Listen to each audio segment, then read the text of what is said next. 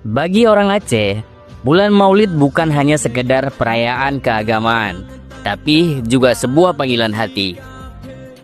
Saat Maulid tiba, banyak perantau merasa seolah-olah wajib untuk pulang kampung. Mereka rela menempuh perjalanan jauh hanya untuk berkumpul dengan keluarga dan ikut serta dalam tradisi turun-temurun merayakan hari kelahiran baginda Rasulullah SAW. Di kampung-kampung, suasana Maulid terasa sangat meriah kalau di Aceh. Rumah-rumah terbuka lebar, tuan rumah mengundang tamu, kerabat, bahkan orang-orang asing yang lewat pun dipersilahkan untuk singgah dan menyicipi kenduri yang disajikan.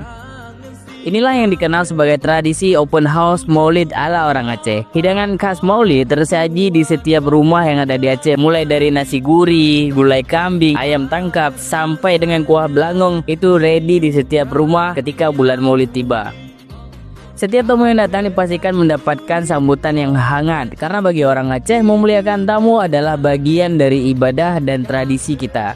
Kebiasaan pulang kampung saat Maulid bukan hanya tentang makan bersama, tapi juga tentang mempererat silaturahmi, menyatukan keluarga, dan menjaga warisan budaya Islam yang begitu kental di bumi serambi Mekah.